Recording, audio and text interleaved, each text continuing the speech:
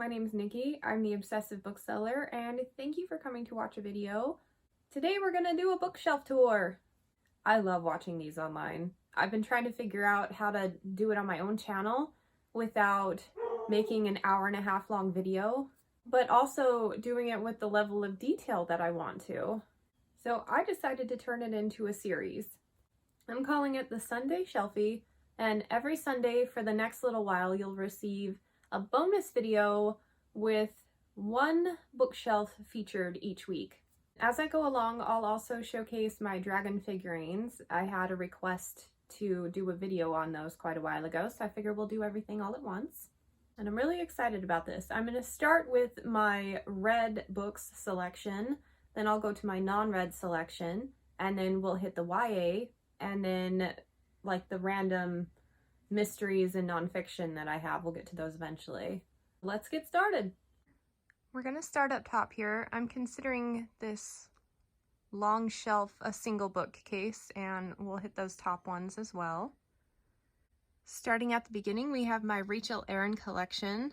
I love her Eli Monpress series. It's so much fun. This first one is a compilation of 3 books, and then these are each individuals. This Heartstrikers series, starting with Nice Dragons Finish Last, is one of the few self-published I have in my collection. It's fantastic. I've talked about it a lot. It's one of the most unique series I've ever read because it's kind of a hodgepodge of genres. Then we have an old copy of The Blade Itself, a science fiction edition. This book has been sitting unread on my shelves for years and years and years. Oh my god, so many years. And I have just recently, in the last 2 years, picked him up.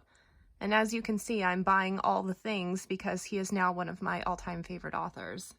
I think he even bumped Sanderson down a notch, which is saying something quite profound.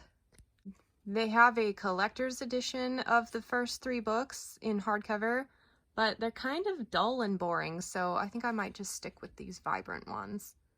And Sharp Ends, one of my favorites of the series. It's a compilation of short stories. I bought that one in hardcover because I loved it so much. Now we're at The Long Price Quartet by Daniel Abraham, one of my favorite writers. This series is so beautiful. I talked about it at length in my Authors Who Deserve More Attention post and my favorite fantasy post, and basically all the things because I love it. Then I have some of the books from The Dagger and the Coin, and I'll be picking up the rest of them soon.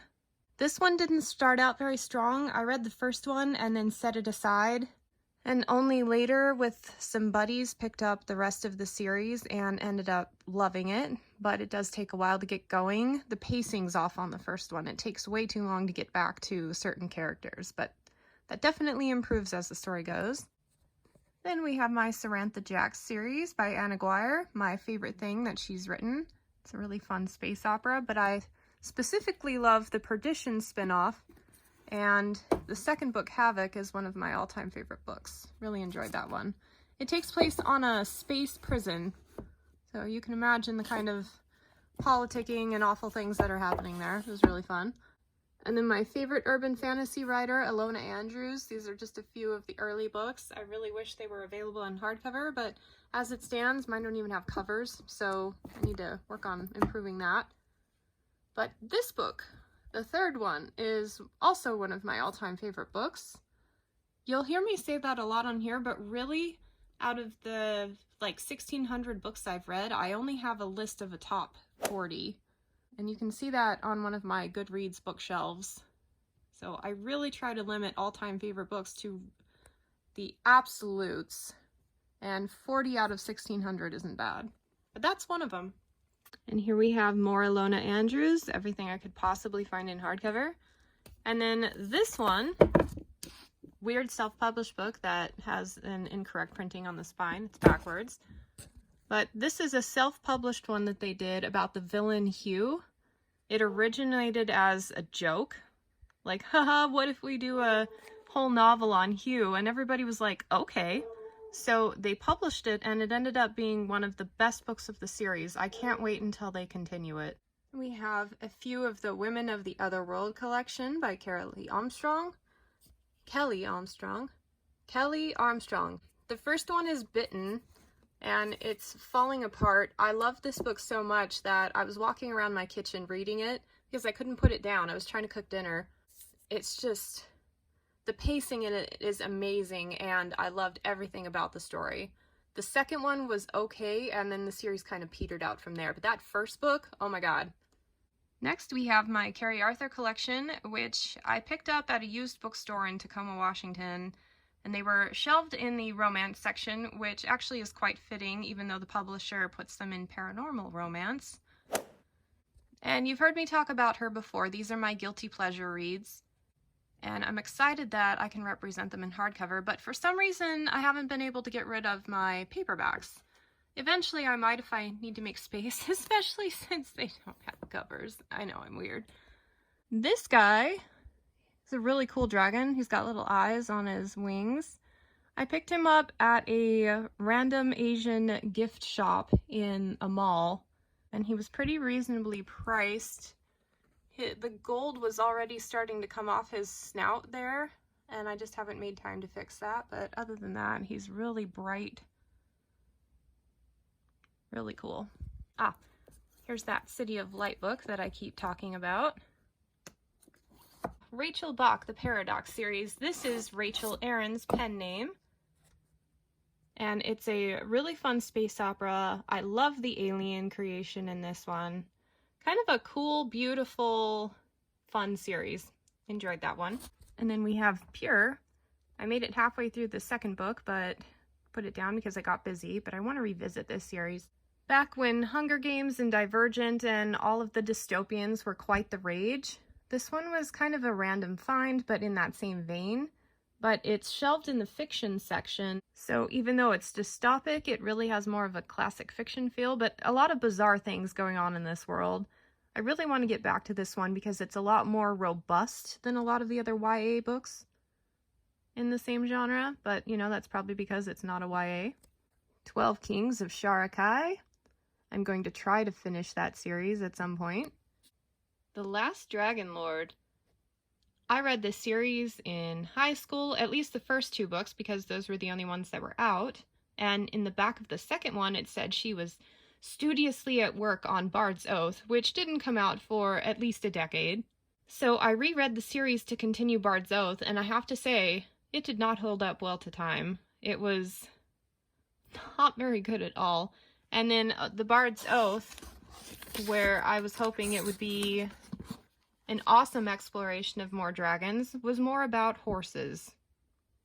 Yeah, pretty disappointed, but I like the covers, so I think I'm keeping them.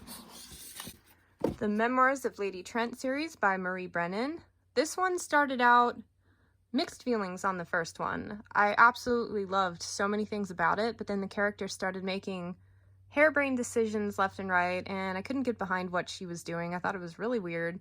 But she grows from there, and the series gets better and better, and then she drops a bomb in the final one. But actually, the second to last one was my favorite for all of the exploration and discoveries.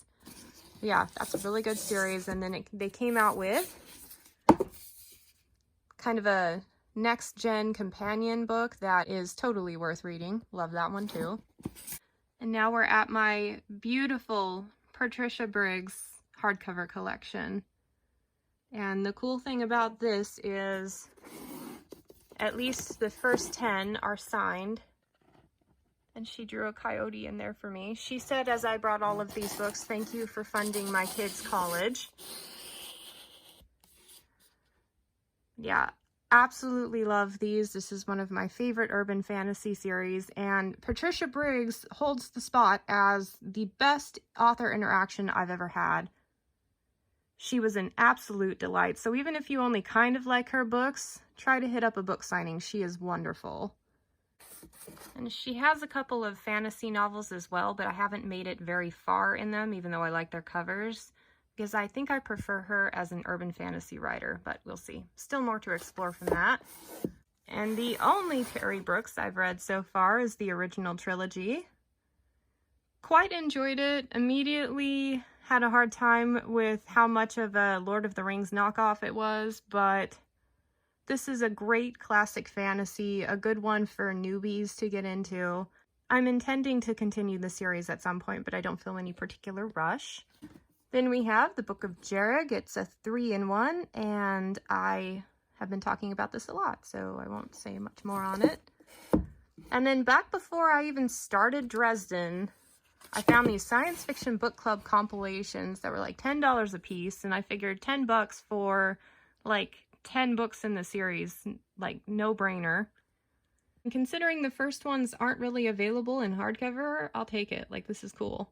And then a beautiful copy of the Aeronaut's Windless that I feel like is kind of weird to own, considering he doesn't seem to have any plans to continue the series anytime soon, but I really liked it. It was more reminiscent of his Furies of Calderon series. Speaking of, and ooh, sneak peek, a couple of these are new acquisitions that'll be on the next book haul video that I've already filmed but hasn't posted yet. And this book, the second book in the series, made my very short list of all-time favorites. Absolutely loved it. Really excited to find these in hardcover. This little guy, he's so cute, and he was pretty inexpensive as well. I got him at a random hodgepodge grocery store in Moab, Utah on a climbing trip. Isn't he adorable? Okay, setting him aside, we have the Black Magicians trilogy by Trudy Canavan. I quite liked this one. The first one suffers a tad on pacing, but I love the ideas, and it was one of the first Magician School books that I had ever read. You know, aside from Harry Potter, that's wizards, whatever. I tried to reread these via audio and hated the narrator. He was so nasally, so I'm going to have to do a physical reread of these at some point, because I liked them enough to read them again. Then we have Ender's Game. I don't agree with anything the author is doing, but back when I was a 16-year-old bookseller, I was checking someone out at the register and noticed the name on his credit card and went, oh my gosh. So he signed a book for me, and I thought that was kind of cool. I have still yet to read anything beyond that book because I don't know, I can't bring myself to do it at the moment, but we'll see. I have Book 1 in the Dark Current series by Jacqueline Carey. It's a lesser-known urban fantasy trilogy, and I liked it. Liked it quite a bit. It was, like, not quite in my all-time favorites, but close. And then the beginnings of my Jacqueline Carey collection. This one, found at a random used bookstore.